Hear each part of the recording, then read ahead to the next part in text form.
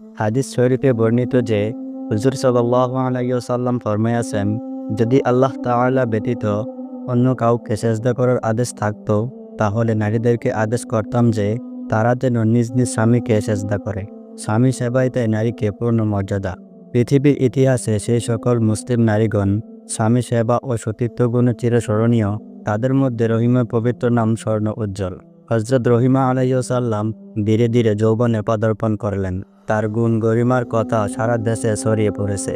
আল্লাহর হুকুমে হযরত রহিমা আলাইহিসসালাম ও আইয়ুব আলাইহিসসালামের শুভ বিবাহ সম্পন্ন হইল। হযরত রহিমা আলাইহিসসালামকে বিবাহ করিবার আগেই হযরত আইয়ুব আলাইহিসসালাম আরও 3টা বিবাহ করেছিলেন এবং তারা সবাই বর্তমানে রয়েছে। বিবি রহিমা ছিলেন সবার ছোট। নির্দিষ্ট সময়ে তিনি প্রতিদিন আল্লাহর ইবাদত বন্দেগীতে নিজেকে বিলাইয়া দিতেন। শত শত দাসী থাকা সত্ত্বেও নিজ গৃহের সকল কাজ তিনি নিজের হাতেই করতেন। স্বামীর সকল প্রকার সেবা তিনি ইচ্ছা করে করতে ভালোবাসতেন। তার সতীনগণ তার সুমধুর ব্যবহারে এমন মুগ্ধ ছিলেন যে কারো মনে কোনরূপ অহংকার বা হিংসা ছিল না। তারা সবাই বিবি রহিমাকে ছোট বোনের মতো স্নেহ করতেন। কিন্তু এই অবস্থা বেশি দিন চলল না। ধীরে ধীরে সবাই হযরত রহিমা আলাইহিসসালামের দুশমন হইয়া পড়িল এবং তা চরম আকার ধারণ করল। আইয়ুব আলাইহিসসালামের জীবনে চরম দুঃখ ও কষ্ট শুরু হইল। আল্লাহ তাআলা হযরত আইয়ুব আলাইহিসসালামকে পরীক্ষা করবেন, তাই এক এক করে তার উপরে বিপদের ঝড় আসতে লাগলো। সম্পদ, অর্থকড়ি, ধন দৌলত প্রায় সব শেষ হয়ে গেল। পরিস্থিতি এমন পর্যায়ে দাঁড়ালো যে মাথা গুছিবার মতোও আশ্রয়স্থল রইল না। জনগণ তার এই অবস্থা দেখে হযরত আইয়ুব আলাইহিসসালামকে পাপিষ্ঠ বলে ধারণা করল। হযরত আইয়ুব আলাইহিসসালাম ও বিবি রহিমা আলাইহিসসালাম সর্বপ্রকার দুঃখ নীরবে সহ্য করতেন এবং নিশ্চিন্তে সর্বক্ষণ আল্লাহর ইবাদতে নিমগ্ন থাকতেন। হঠাৎ করে একদিন তিনি দেখলেন যে তার গায়ে একটি ফুসকা বাহির হয়েছে এবং সারা দেহে বেদনার অস্থির হইয়া উঠেছে। কয়েকদিনের মধ্যে সমস্ত দেহে বিষাক্ত ক্ষতে পরিণত হইয়া অবিরল দ্বারায় পুষ বাহির হইতে লাগল। দুর্গন্ধে কেউ তার কাছে বসতে পারে না। ক্ষতগুলোতে অসংখ্য পোকা জমে হযরত আইয়ুব আলাইহিসসালামকে ভীষণ কষ্ট দিতে লাগলো। হযরত আইয়ুব আলাইহিসসালামের এই অবস্থা দেখে সকল বিবিরা চলে গেল, এই ভাবিয়া যে আইয়ুব আলাইহিসসালাম হয়তো আর সুস্থ হইবেন না, তাছাড়া কুষ্ঠরোগীরা কোনোদিন বাঁচেও না। কিন্তু হযরত রহিমা আলাইহিসসালাম এইসব দুশ্চিন্তা না করে স্বামী সেবাকেই নারীর মঙ্গল ভেবে সর্বদা স্বামীর খেদমতে লেগে থাকলেন। এমনকি নিজ হাতে হযরত আইয়ুব আলাইহিসসালামের গা থেকে পোকা সাফ করে দিতেন। নিজে আহার না করে স্বামীর আহারের ব্যবস্থা করতেন। একদা গ্রামের লোকেরা বললেন, হে আইয়ুব, আপনি কুষ্ঠরোগী। আপনার সাথে সাথে হয়তোবা গ্রামে শহরময় এই রোগ ছড়িয়ে যেতে পারে, তাই আপনি কাল বিলম্ব না করে গ্রাম ত্যাগ করুন। বিবি রহিমা আলাইহিসসালাম তাই করলেন। স্বামীকে নিয়ে বহু দূরে চলে গেলেন। দীর্ঘ পথ অতিক্রম করে একটা পাহাড়ি জঙ্গলে গিয়ে আশ্রয় নিলেন।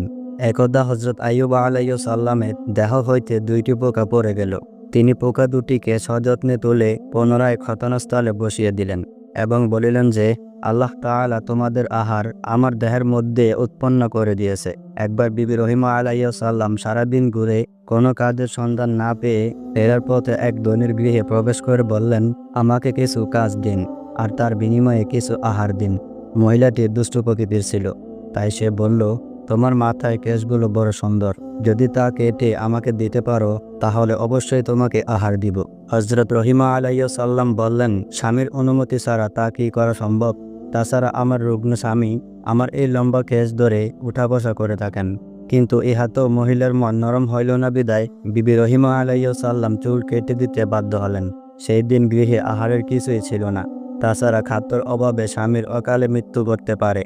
শয়তান মরদুদ ইতিমধ্যেই আইয়ুব আলাইহিসসালামের নিকটে এসে বলল যে, আপনার আদরের রহিমা মানুষের ঘরে চুরি করেছে এবং ধরা পড়েছে, তাই জনগণ জোরপূর্বক তার মাথার চুল কেটে দিয়েছে।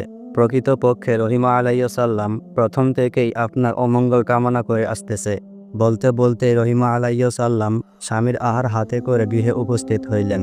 কিন্তু আইয়ুব আলাইহিসসালাম মুখমণ্ডল মলিন করে বসে আছেন। কাঁদতে কাঁদতে বলতে লাগলেন, হে রহিমা, শেষ পর্যন্ত তুমি আমার জন্য চুরি করেছো।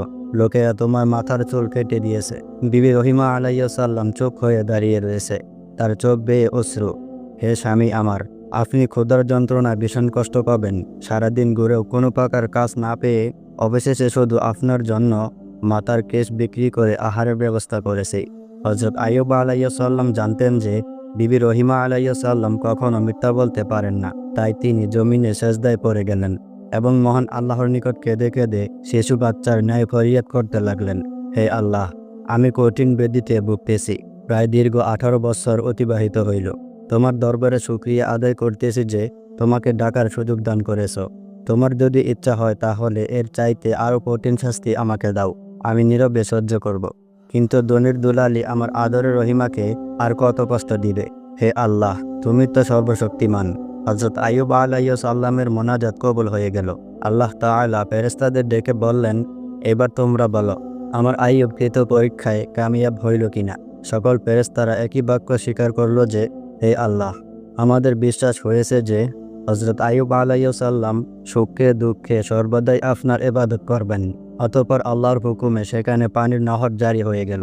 হযরত জিবরাইল আলাইহিসসালাম এসে বললেন যে, হে নবী, আপনি এই নহরে গোসল করুন। নির্দেশ মোতাবেক তিনি গোসল করার সাথে সাথে পূর্ণ সুস্থ হয়ে উঠলেন। তারপর বিষয় সম্পদ ধন দৌলত সুখ শান্তিতে দিন কাটিয়ে আল্লাহর ইবাদতে মশগুল থাকিয়া দুনিয়া হইতে বিদায় নিলেন। কাবিল ও হাবিল নামে দুই ভাইয়ের ঘটনা ইসলামের ইতিহাসে অত্যন্ত গুরুত্বপূর্ণ। ইসলামের ইতিহাস অনুসারে কাবিল ও হাবিলের মাধ্যমেই প্রথম কুরবানি শুরু হয়। তাদের মধ্যে থেকে পৃথিবীর প্রথম মৃত্যুর ঘটনা ঘটে এবং তাদের মাধ্যমেই মৃতদেহের কবর দেওয়ার নিয়ম চালু হয়। জুমার নামাজের আগে কিংবা কুরবানির ঈদের নামাজের আগে বিশেষ আলোচনায় কুরবানির ইতিহাস সম্বন্ধে আলোকপাত করতে গিয়ে ইমাম সাহেবরা প্রায় সকলেই কাবিল ও হাবিলের ঘটনার উল্লেখ করেন। খ্রিস্টান ধর্মে তাদেরকে কেইন ও অ্যাবেল নামে ডাকা হয়। কাবিল ও হাবিলের ঘটনা সম্বন্ধে আলোচনা করতে গেলে উল্লেখ করতে হবে তাদের পিতা হযরত আদম আলাইহিসসালাম ও মাতা বিবি হাওয়া আলাইহিসসালামের কথা। হযরত আদম আলাইহিসসালাম ও বিবি হাওয়া আলাইহিসসালাম উভয়ে জান্নাতের বাগানে বসবাস করেছিলেন, কিন্তু তাদের পিছু লাগলো ইবলিস নামে এক পাপিষ্ঠ শয়তান। ইবলিস চাইল তারা যেন সুখে জান্নাতে থাকতে না পারে। যতটা না সুখে জান্নাত থেকে বিতাড়িত করার ইচ্ছা ছিল ইবলিসের, তার চেয়েও বেশি ইচ্ছে ছিল তারা যেন আল্লাহর দেওয়া আদেশ অমান্য করে তাকে নাখোশ করে। হযরত আদম আলাইহিসসালাম ও হাওয়া আলাইহিসসালামকে আল্লাহ একটি বিশেষ গাছের ফল খাওয়ার ব্যাপারে নিষেধ করেছিলেন। ইবলিস বেছে বেছে ওই বিশেষ ফলটিকে টার্গেট করলো। দুজনকে ভুলিয়ে বালিয়ে ওই গাছের ফল খাইয়ে দিল। আদম আলাইহিসসালাম ও হাওয়া আলাইহিসসালাম পাপ করে বসলেন। জান্নাতে পাপের স্থান নেই, তাই শাস্তিস্বরূপ আল্লাহ তাদেরকে পৃথিবীতে পাঠিয়ে দিলেন। বলা হলো, পৃথিবীতে ভালো কাজ করে নিজেদের মার্জনা করতে পারলে তারা আবারও জান্নাতে ফিরে যেতে পারবেন। কিন্তু অশান্তি তারপরও রয়ে গেল, কারণ পৃথিবীতেও বিরাজমান সেই পাপিষ্ঠ শয়তান ইবলিসের।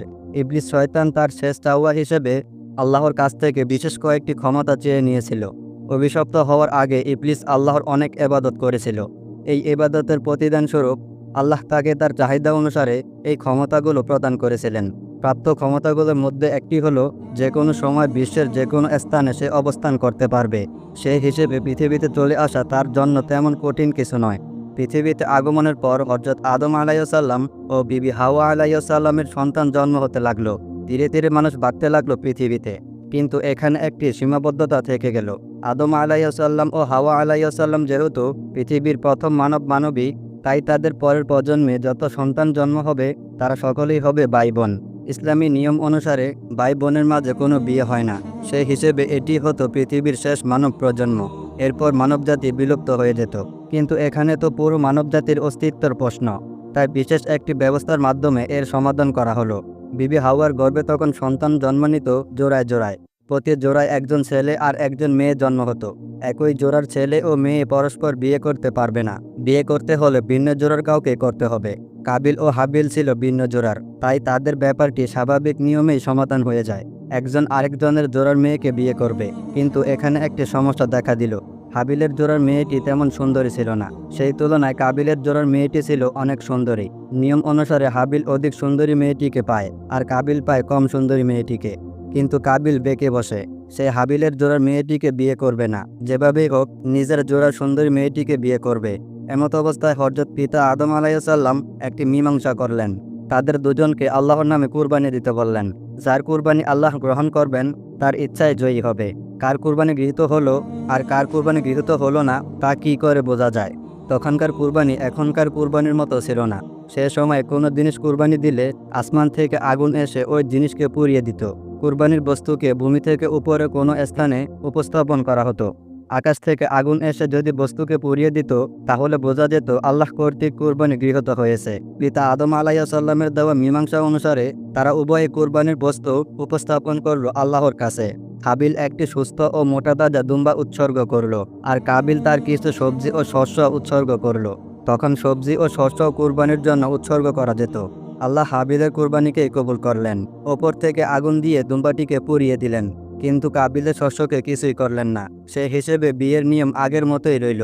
হাবিল বিয়ে করবে কাবিলের জোড়ায় জন্ম নেওয়া মেয়েটিকে, কিন্তু কাবিল এই অপমান সহ্য করতে পারল না। সে ভাবল হাবিলের জন্য তার কুরবানি আল্লাহ গ্রহণ করেননি। কুরবানিতে প্রত্যাখ্যান হওয়াতে এবং স্ত্রী হিসেবে কাঙ্ক্ষিত মেয়েটিকে না পাওয়াতে সে অত্যন্ত ক্রোধান্বিত হয়ে গেল। ক্রোধের বশে হাবিলকে সে বলল, তোর ইচ্ছা কোনোভাবেই আমি পূরণ হতে দেব না। প্রয়োজনে তোকে হত্যা করব, যেন তুই আমার জোড়ার মেয়েটিকে বিয়ে করতে না পারিস। কাবিলের এমন আচরণে হাবিল অনেক সুন্দর উত্তর দিয়েছিল। সে বলেছিল, আল্লাহ তাদের কুরবানি কবুল করেন যার উদ্দেশ্য সৎ, আর তুমি আমাকে হত্যা করার উদ্দেশ্যে আমার গায়ে আঘাত করলেও আমি তোমাকে কিছুই করব না, কারণ আমি আমার প্রতিপালককে ভয় করি। কিন্তু এই কথায় কাবিলের উদ্দেশ্যের কোনো পরিবর্তন হলো না। ক্রোধের বশবর্তী হয়ে সে হত্যা করল তার আপন ভাইকে।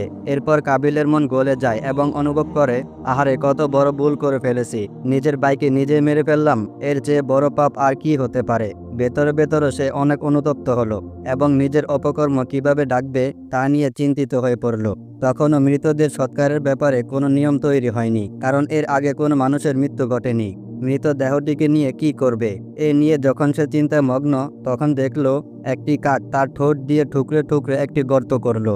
তারপর সেই গর্তে একটি মৃত কাককে টেনে এনে কবর দিয়ে দিল। এটি দেখে কাবিল ভাবল, তাকেও হয়তো এভাবে কবর দিতে বলা হচ্ছে, তাই একটি গর্ত করে সে তার ভাইকে কবর দিয়ে দিল।